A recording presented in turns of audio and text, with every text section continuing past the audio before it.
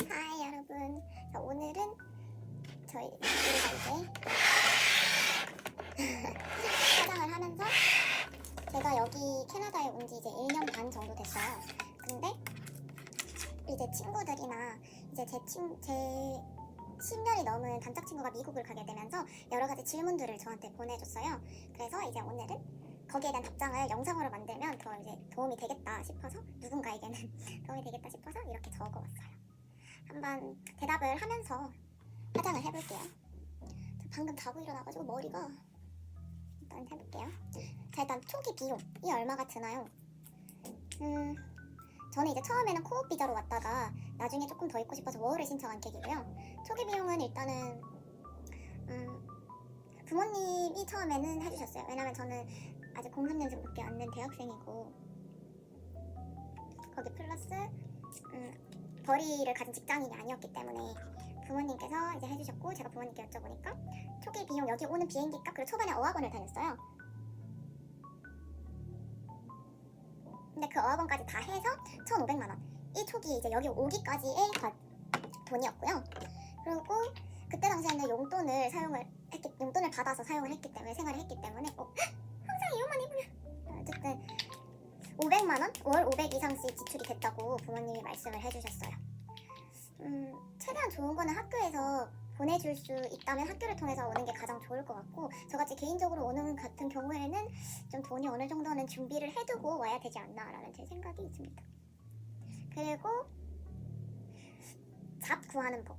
이건 워홀이나 코업도 해당이 돼요. 저 같은 경우에는 토론토로 왔기 때문에, 밴쿠버 같은 경우에는 제가 4개월 어학원 그리고 3개월 자격증 컬리지 과정을 들었거든요. 근데 밴쿠버 같은 경우에는 연결을 해준다고 들었어요. 그 인턴을, 처음에 코업이라는 게 인턴을 할 수 있다고 해서 왔는데, 약간 유학원 쌤이 자세히 얘기를 안 해주셨어가지고 이 옷만 입을 때마다 이렇게 막 화장품이 다 튀고, 이거 빨았는데 괜찮아. 어쨌든 그랬기 때문에 아마 토론토로 생각하시는 분들은 이 코업으로 오실 거면 이 일 구하는 걸 생각을 무조건 하실 수밖에 없잖아요. 어떤 비자로 오든지 학생 비자가 아닌 이상. 그렇기 때문에 이제 일단 첫 번째 기준은, 잡을 빨리 구하는 법은 기준을 두면 안 되는 것 같아요. 저는 이제 과가 항공과다 보니까 거기에 맞는 거를 해야지 이렇게 생각을 하고, 그리고 저는 한국에서 저를 생각해서 호텔이나 이런 데서 일을 할 수 있을 줄 알았어요, 바로. 근데 좀 어리석은 생각이었고, 여기는 또 캐나다가 요즘 구직난이 엄청 심해가지고 레스토랑이나 카페에서 일을 하는 것조차가 되게 어려워요. 그리고 한국에서의 저의 경력을 생각하면 절대 오산이었던 거죠. 왜냐면 캐나다는 캐나다만의 그게 있는데, 캐나다만의 그 경험이 필요한데, 저는 한국에서 저를 생각을 하고 일을 빨리 구할 수 있을 거라고, 그리고 약간 오만하게 생각을 했던 거지. 근데 어쨌든 그래서 일단 난 이거 아니면 안 해, 저거 아니면 안 해 하는 기준을 절대 둬서는 안 되는 것 같고요. 그리고 로컬 아니면 안 해. 제가 이 생각도 있었어요. 내가 여기까지 왔는데 한인잡 하려고, 이건 좀 아니지 않나. 근데 한인잡도 구하기 어렵답니다, 요즘. 구직난이 장난 아니에요. 그리고 일단 처음에는 한인잡으로 시작을 하는 게, 캐나다에서 일단 어쨌든 한인잡이라도 경험이 생기잖아요. 그러면 다른 이제 사장님들이 내 레주메를 봤을 때 내가 경력이 생겼기 때문에 굉장히 조금은 안심이라고 해야 되나? 경력직 뽑는다 하잖아요. 그런 느낌인 거지. 그래서 한인잡을 먼저 하면서, 내가 로컬잡이 너무너무 하고 싶어, 난 좀 더 꿈이 큰 사람이야, 이렇게 되면 한인잡 하면서 로컬잡을 준비를 하셔야 돼요. 그 경험을 내 이력서에 넣어서. 그렇게 하는 게 조금 더 빨리 구하는 법이고요. 계속 기준을 말씀드리자. 기준을 세우는 순간 내 구직 활동은 더 힘들어진다. 일단은 해야 해요. 자, 그리고 영어 관해서 친구들이 이제 아무래도 한국 제2외국어가 영어고, 전 세계적으로 이제 영어를 가장 선호라고 해야 되나? 하잖아요. 그렇다 보니까 친구들이 특히 많이 물어보는 것 중 하나가, 밖에 나가면 영어가 많이 느나요? 외국에 나가면 영어가 바로바로 느나요? 그러니까 이거에 대해서 친구들이 굉장히 많이 물어보고, 또 제 대학 동기들도 물어보고, 제 후배들 싹 다 물어보고 그랬는데, 아니요. 어학원 다니면 영어가 느나요? 아니요. 해외나 영어권 나라를 간다는 거는 내가 배운 영어나 내가 사용할 수 있는 영어를 바로바로 사용할 수 있는, 바로 실천해볼 수 있는 환경이 아주 잘 되어 있는 거고 내가 공부를 하지 않으면 절대 늘지 않는다. 영어는 무조건 내가 공부를 해야 된다. 개인 공부하셔야 되고요. 어학원 같은 경우에는 나와 비슷한 레벨을 가진 애들을 모아둔 거기 때문에 절대로 거기서만 대화한다고 해서 늘지 않아요. 무조건 도서관 가서 내가 직접 공부를 해야 되고 무조건 내가 조금 더 하려고 해야 되고 개인 공부하면 절대 늘지 않습니다. 또 애들이 가장 물어보는 것 중 하나가 외국인과 연애를 하면 영어가 느나요? 이것도 똑같은 그거라고 말씀을 드릴 수 있어요. 이것도 내가 지금 영어를 사용할 수 있는 환경이 내가 외국인 친구가 생겼다. 이것뿐이지 내가 영어 공부를 하지 않으면 걔랑 대화가 안 통해. 그러니까 딥한 내용 이야기하고 싶잖아요. 특히 연인 간에는 이 사람의 가치관도 알아보고 싶고. 근데 그거 팝하고 쓰면서 평생 그럴 거 아니잖아요. 내가 그에 맞는 영어 실력을 갖추기 위해 정말 노력을 해야 돼요. 심지어 이제 걔가 한국어를 아예 모르는 상황이라면 더더욱 무조건 연애한다고 외국 나간다고 영어 바로바로 느는 거 아닙니다. 저도 처음에 여기 올 때는 영어가 바로 늘 줄 알았어요.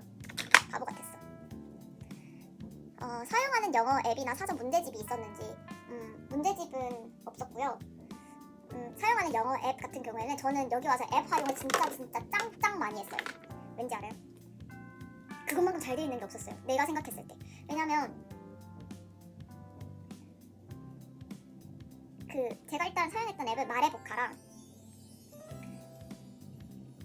그리고 퀸트라고 맞나? 어쨌든 여기 막 띄워드릴게요. 퀸트라고 이제 단어를 내가 직접 이렇게 저장을 해서 그 단어를 외울 수 있는 단어장을 다운을 처음에 받았고요. 그리고 나서 세 번째로 사용했던 게 루나, 그리고 네 번째로 사용했던 게 프로모바였는데 일단 첫 번째 마레보카 같은 경우에는 저 싹 다 유료 결제를 했어요. 왜냐면 유료 결제를 하는 순간 내가 사용할 수 있는 범위가 넓어지잖아요. 근데 이제 사용할 수 있는 범위가 넓게 되면 내가 공부할 수 있는 양이 많아지겠죠.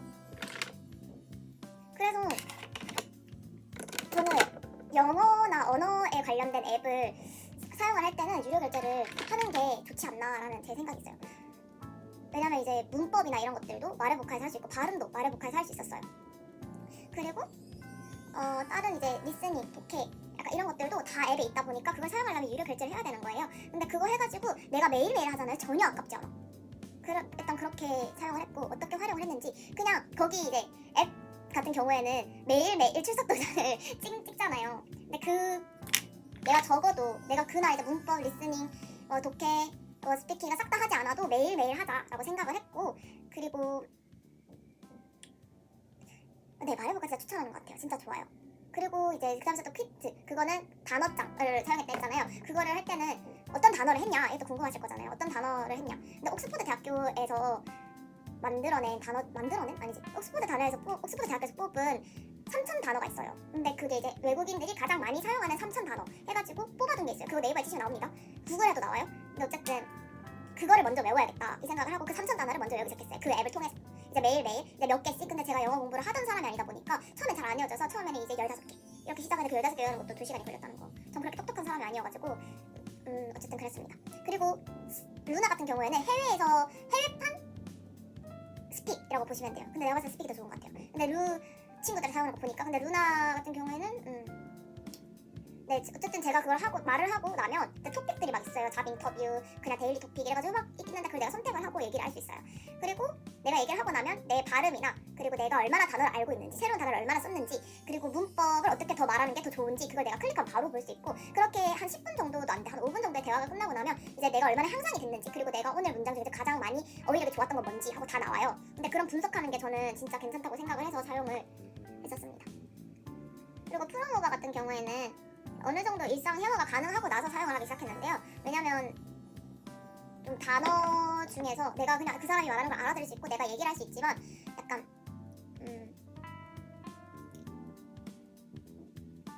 어휘를 조금 더 성장시키고 싶은 거예요.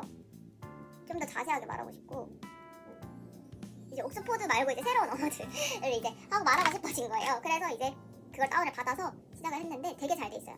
저는 그거 너무너무 추천해요. 왜냐면 진짜 조금인데 약간 추상적인 말들도 가능하니까 몽실몽실한 막 이런 거 그런 표현들도 너무너무 하고 싶은데 말을 못하니까 그게 너무 화가 나서 일단 그 앱을 다운받아서 정말 그것도 유료 결제했습니다.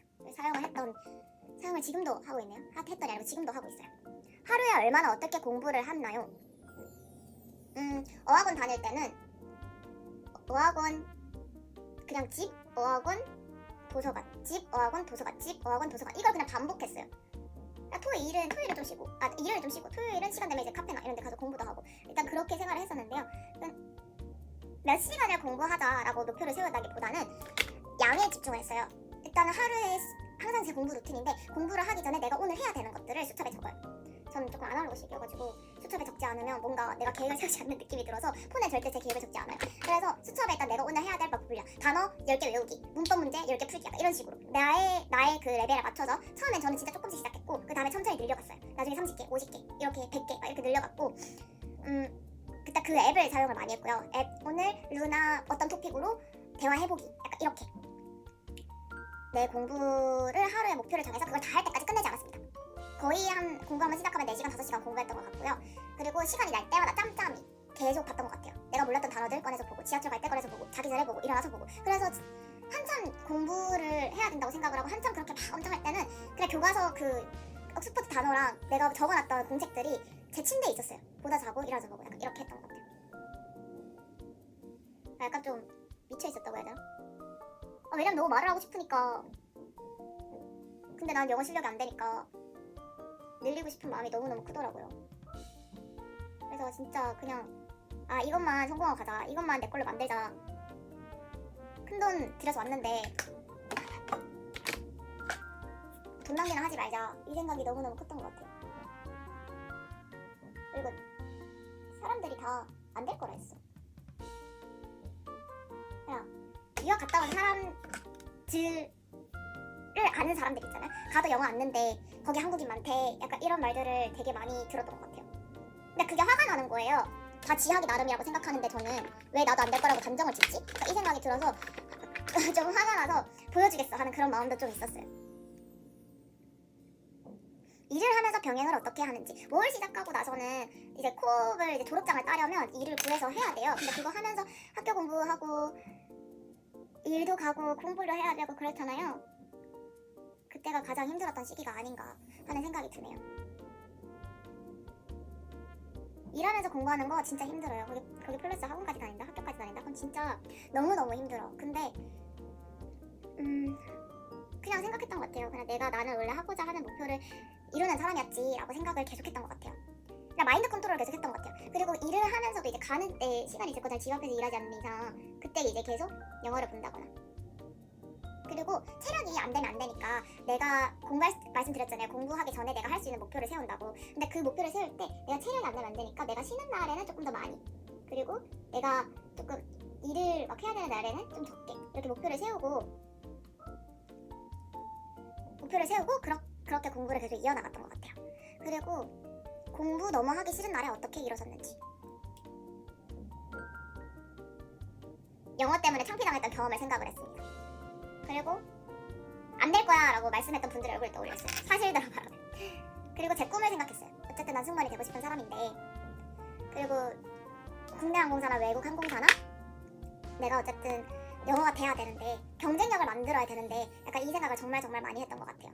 내가 너무너무 하기 싫어, 너무 힘들어, 근데 쉬고 싶은 날이 있잖아요. 근데 그때도 운동처럼 지금 안 하면 내일은 더 하기 싫겠지, 약간 이 생각도 좀 있고 스스로를 계속 밀어붙였던 것 같아요. 해야 된다. 하기 싫어도 뭐 해야지 어떡해. 약간 제가 가장 좋아하는 마인드 중에서 어쩌겠어 해야지, 약간 이 생각이 있거든요. 그럼 어떻게 해야지, 내가 여기서 일단은 남은 기간 잘 보내고 의미있게 보내려면 영어 공부 해야지, 약간 이 생각을 굉장히 많이 했어요. 그냥 스트레스 받아 아니고 그냥 해야지 이렇게 생각을 했던 것 같아요. 그리고 생활 습관에서 영어를 녹아들이는 법, 폰을 일단 바꾸세요. 폰을 일단 언어를 영어로 바꾸고 그 나라의 앱을 사용하기 시작하는 거예요. 그리고 폰을 바꾸잖아요. 그러면 어쨌든 안단 말이야. 내 폰에 뭐가 있는지 나는 알아요. 어느 위치에 뭐가 있는지. 그러면 소용이 없는 거 아니에요? 아니요. 어쨌든 그것도 영어로 바뀐 거잖아요. 언더네임이, 그 네임이. 그러면 이제 이 앱이나 이런 것들을 내가 이렇게 말을 하는구나, 영어로. 영어 단어가 이거구나 라고 알 거잖아요. 그렇게 이제 하나 더 알아가는 거지. 그리고 한국 노래 발라드 케이팝 하나도 안 들었었어요. 초반에 아예 안 들었어요. 그냥 제가 팝송을 잘 모르는데 팝송만 들었어요. 아무 노래나 그냥. 그리고 지금 와서 하는 방법이지만 팝송을 해석하는 것도 좋은 방법입니다. 그걸 듣고 한 소절 듣고 이거 이런 뜻이겠네, 한 소절 듣고 이거 이런 뜻이겠네. 그리고 샤워를 하거나 혼자 있을 때 오늘 하루를 되짚어보는 거예요. 나 오늘 이거 했었네 이거 했었네. 그거를 영어로 말해보는 거야. 혼자서 중얼중얼. 그게 틀려도 괜찮아요. 일단은 하는 게 중요하기 때문에. 그러고 나서 이제 나중에 아 이게 맞나 안 맞나 이제 생각을 할 수 있고 다시 한번 더블 체크 해주는 거죠. 그리고 영어 일기도 진짜 좋은 방법이에요. 빨리빨리 느는 내 생각을 영어로 말을 하는 것, 내 생각을 영어로 써보는 것만큼 저는 좋은 방법이 없다고 생각해요. 그리고 그것만큼 접하기 쉬운 방법이 없어요. 그렇게 생활 습관에 녹아들어갔습니다. 실전을 들어갈 때 두렵다. 외국 사람들이 내 발음을 못 알아들을까봐, 외국 사람들이 내 말을 못 알아들을까봐, 이 문법이 맞나 안 맞나를 생각하시면 절대 들어갈 수 없습니다. 그냥 해요. 그냥 해. 처음에 저는 말이 안 됐기 때문에 단어를 너무 몰랐기 때문에 그냥 팝팝을 달고 살았는데 그 팝팝을 그냥 문장 자체를 외워버렸어요. 그리고 외우고 그 써먹고 외우고 써먹고 이렇게 했었는데 두려워하면 안 되는 것 같아요. 제가 어학원이나 이제 콜리지 거기 3개월 과정을 가서 굉장히 놀랐던 게 한국 사람만큼 신중한 사람들이 없어. 약간 한국 사람 특징인 것 같아. 너무 이게 틀리면 어떡하지? 그러니까 서로를 경쟁하는 환경에서 서로를 이제 비교하는 환경에서 전 살고 했던 것들이 여기서도 발휘가 된다고 생각이 들어요. 이제 거기서 질문을 안 하는 건 한국 사람, 아까 이스트 에이시아 쪽, 약간 그쪽 사람들밖에 없는 거야. 근데 중국 사람들도 잘해요. 그리고 돈도 많고. 근데 이제 일본인이나 한국인 같은 경우에는 질문의 빈도수가 너무너무 작았다. 다른 사람들에 비해서, 다른 나라 사람들에 비해서. 그리고 이제 제가 실제로 이제 그 3개월 컬리지 자격증반 선생님과 이야기를 할 때 여쭤봤어요.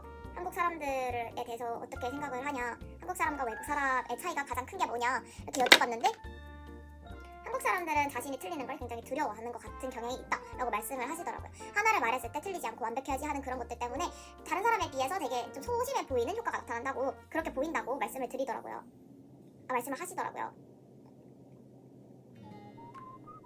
근데 공감합니다. 맞아요. 두려워하지 않고 도전하는 것만큼 실전에 빠르게 적응하고 더 많은 걸 알아낼 수 있는 기회를 스스로 만드는 게 가장 좋은 마인드셋인 것 같아요. 실전과 영어 공부할 때 달랐던 점.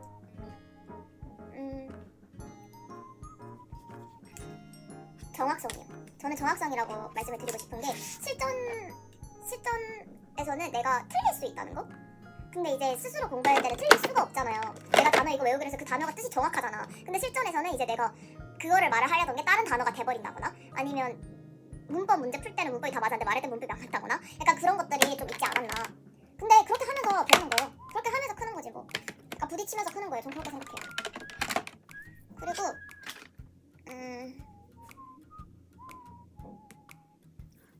생활 영어 그리고 비즈니스 영어와 생활 영어는 진짜 너무너무 달라요.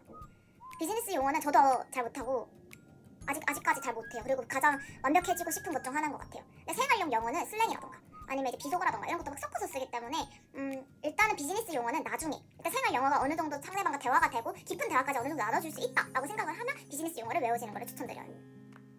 정말 타지에서 막막할 때 굉장히 힘들어요. 타국 생활이 정말 많이 힘들어요. 타국 같은 경우에는 일단 내 나라가 아니잖아요. 어떤 건지 잘 몰라요. 그리고 내가 20년을 넘게 한국에서 살았는데 타국에서 하루 만에 뿅 하고 적응하는 것도 아니고 정말 많은 노력을 해야 되고 그냥 문화도 그렇고 언어 그리고 일단 외로움 이런 것들도 굉장히 많다고 저는 생각이 들어요. 근데 약간 생각의 전환점인 것 같아요. 제가 여기서 일 구하면서 많이 망가져도 받고 제 스스로를 생각으로 인해서 되게 망가져도 받고 건강도 악화돼보고 정말 하나부터 열까지 제 뜻대로 흘러갔던 적이 없었어가지고 진짜 많이 힘들고 좌절하고 일어나자마자 눈물 나고 이럴 때도 있었는데 나 생각을 하는 거지. 어제 나보다 낫겠지. 내일은 더 괜찮겠지. 나 지금 힘들다가 지금 너무 힘들어 너무 막막해 나 지금 잘하고 있는 걸까? 질문하지 마세요 스스로한테. 물음표를 던지지 마. 나는 잘하고 있다. 정말 나 노력하고 있구나. 스스로는 알잖아요. 내가 어제 무슨 일을 했는지. 넌 공부를 했어. 내 목표까지도 했어. 오늘도 공부하러 가. 그리고 오늘도 나 한번 상대방이랑 얘기도 해봤어. 그러면 잘하고 있다. 스스로를 다독여주고 칭찬해주고 약간 이런 것들이 정말 좋은 것 같아요. 그리고 한국이랑은 여기 잡 구하는 방법조차가 달라가지고 스스로 하지 않으면 절대 봐주지 않는 나라예요. 캐나다는. 그래서 점차 그냥 경험이 쌓이는 거죠. 처음에는 레주메 드랍하러 막 여기저기 댕길 때 한마디 하는 게 너무 어려워가지고 너네 지금 하이어링 해? 막 이렇게 얘기하기만 하고 그냥 내 레주메 주고 이렇게 나오고 그랬는데 이제 세 번째부터는 이제 세 번 일을 구하기 시작할 때는 이제 여기서 다 돌아다니면서 나 이것도 잘하고 이 경험도 있고 나 캐나다에서 이런 경험도 있었어. 그리고 나 여기 이제 안 와봤는데도 이제 와봤는데 너무너무 좋고 여기서 한번 일해보고 싶어. 그리고 거기 베스트 메뉴라던가 거기 사람들의 마인드를 살짝 닮아가는 거예요. 아, 나 저번에 이거 먹어봤는데 너무너무 좋더라, 너무 맛있더라. 약간 카페나 레스토랑에서 이제 얘기를 할 때는. 그리고 거기에 있다가 레주메를 드랍하는 것도 좋은 방법인 것 같아요. 카페에서 카공을 하다가 이제 주고 나오는 거, 그리고 음식을 먹고 주고 나오는 거. 아니면 이제 호텔에서도 드랍을 해봤는데 그냥 가가지고 야 너네 호텔 진짜 이런 거 좋더라, 그리고 나 여기서 묵었었는데 약간 이런 거짓말도 좀 치고 약간 그렇게 했던 것 같아요. 그냥 닥쳐보는 거예요. 그리고 거기에 대해서 자신감을 얻는 거예요. 아, 내가 할 수 있구나. 일단 그거 한 번만으로도 한국인을 나로서는 너무 큰 용기였고 너무 막막했지만 그거 하고 나니까 마음이 편하더라고요. 그럼 거기서 이제 연락이 안 와요.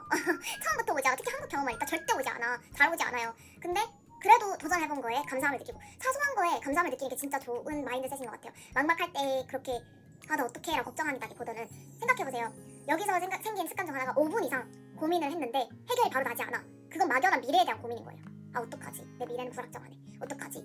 아, 내일은 또 어떡하지? 그건 몰라. 내일 어떻게 될지 모르니까 그냥 5분 이상 고민을 했는데 답이 나오지 않았다. 내가 당장 실행에 옮길 수 없다. 그러면 그냥 생각을 지우는 거죠. 전 그때 운동을 하러 나갔습니다. 그냥 러닝하러 나갔어요. 여기 날씨 얼마나 좋습니까? 특히 여름에는 그냥 나가는 거예요. 나가고 아니면 그냥 유튜브 영상 좀 본다거나 좀 내가 잡생각을 없앨 수 있는 그런 행동들을 좀 많이 했던 것 같아요.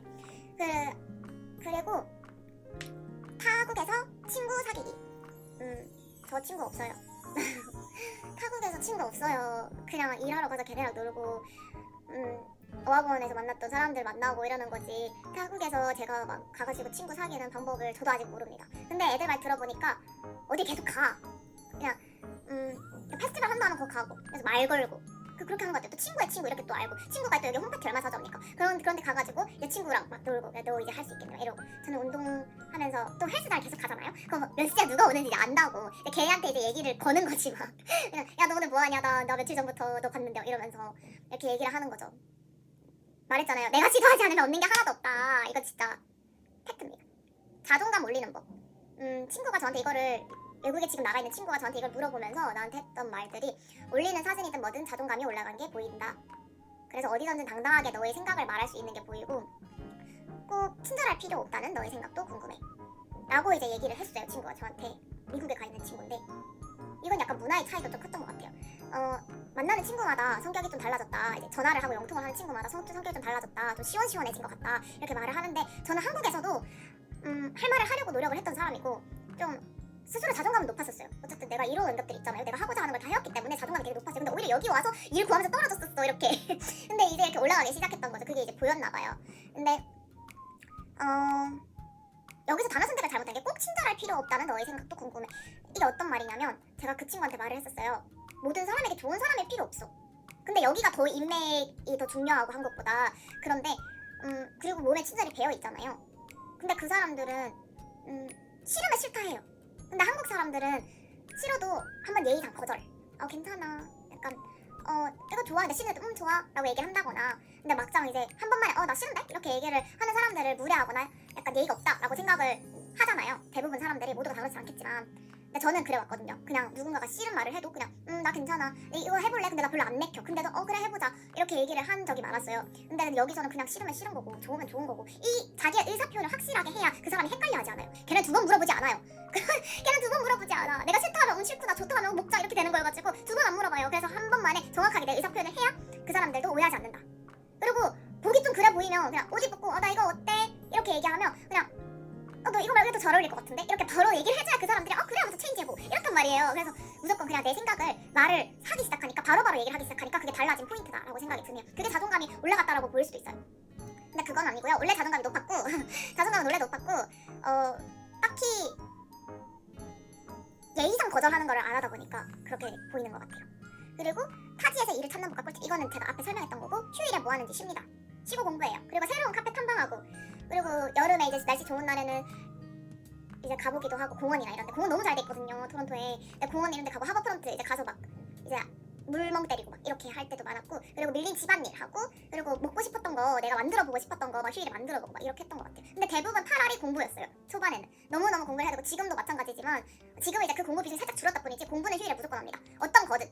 그리고 한국 음식이 먹고 싶을 땐 전 한국 음식 돈 주고 사는 게 여기 너무 아까워요. K택스라고 애들끼리 밈이 있어요. 코리아 K가 붙으면 비싸진다. 맞아요 그거. K뷰티, K음식, 그냥 K문화, K컬처, K팝 싹 다 그냥 여긴 너무너무 유명해졌기 때문에 저 이렇게까지 한국이 유명한지 몰랐어요. 근데 여기 오니까 너무 느끼네. 근데 만들어 먹어요. 저 이제 찜닭도 만들어 먹을 수 있는 신의 경지에 올랐다고요. 지금 그냥 장금이가 됐어요. 한국 음식이 만들어 먹고 제가 이제 감자탕이나 손이 많이 가는 그런 잡채 이런 건 아직 못해요. 근데 이제 여기서 약간 찜닭을 만들 수 있는 잡채를 못하고 갈비탕 못해요 이럴 수 있는데 그 제 기준이 그게 있나 봐요. 근데 막 제육 이런 것들은 그냥 이제 그냥 뚝딱 하나 만들고 그냥 잠금이에요 잠금이. 그냥 만들어 먹습니다. 김치도 담궜어요 며칠 전에. 김장을 했다고요 제가. 그리고 회화 중심과 단어 중심. 저는 회화 중심으로 했습니다. 근데 단어가 베이스가 돼야 3천 단어 외운 뒤부터는 그냥 회화에 중심을 뒀어요. 어떻게든 그래 말을 해보려고 하는. 근데 단어가 안 되면 회화도 안 되고 근데 문법을 버리라는 거야. 단어를 버리라는 게 아니고 문법을 버리고 내가 하고 싶어 할 때 해! 약간 이런 느낌이었어요. 그리고 1년 꾸준히 영어 해본 소감과 달라진 점. 1년 하면 영어를 마스터할 수 있는지.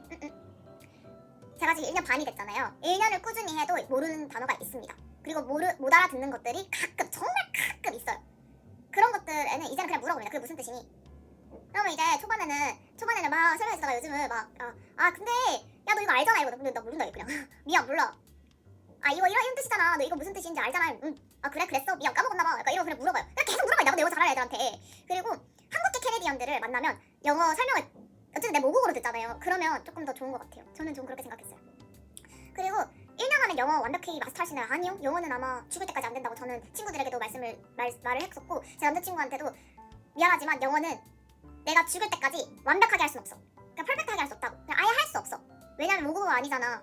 어느 순간부터 그러니까 편해질 수는 있겠지. 영어 쓰는 게 두렵지 않고 자신감이 붙는 건 사실이에요. 계속 영어를 꾸준히 하다 보면. 근데 완벽하게 마스터를 1년 안에 한다? 저는 특히 비즈니스 이메일 보내는 것까지 내가 완전 대기업에 들어갈 수 있을 정도의 영어 1년 안에 진짜 미치면 할 수 있겠지. 근데 말했잖아요. 저 똑똑한 사람이 아니라고. 저는 안 된다고 말씀을 그냥 드려요. 근데 그것도 자존심이 상해서 막 못하는 건 없지 이렇게 막 얘기를 할 수도 있는데 근데 저는 제가 그렇게 이해력이 좋은 것도 아니고 그렇기 때문에 난 스스로를 잘 알아서 저는 여러 번 반복 학습을 해야 되는 사람이어서 저는 아니라고 말씀을 드릴 수 있을 것 같아요.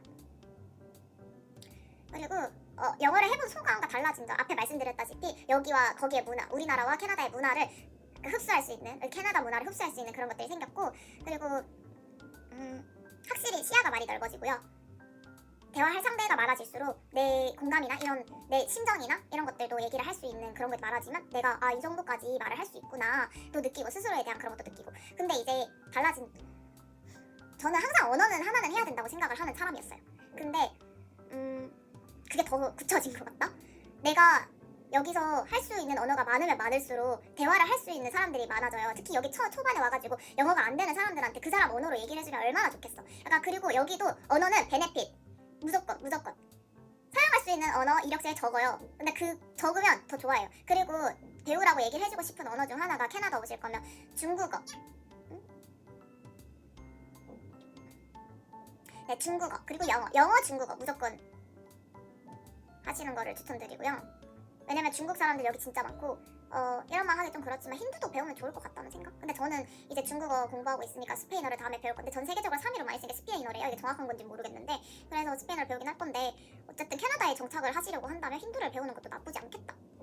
그리고 제2외국어 불어입니다. 불어 배우는 그럼 4개국어. 근데 물론 언어 그냥 무조건 하세요. 그냥 무조건 내 모국어 이외에 제2외국어 무조건 하시는 거 추천드립니다. 그게 제가 여기서 영어를 사용해보면서 느낀 가장 큰 느낀 점이에요. 어쨌든 이렇게 저 화장도 하고 이렇게 애들이 물어봤던 거 영상으로 찍는 수업이 아니고 영상으로 찍는 것도 해봤는데 이제 저는 이제 친구들을 만나러 나가보도록 할게요. 옷을 갈아입은 다음에 일단 더 궁금한 게 있으면 언제든지 누가 댓글을 달지 모르겠지만 그냥 댓글을 달아주시면 그냥 거기 답장을 해보도록 할게요. 안녕.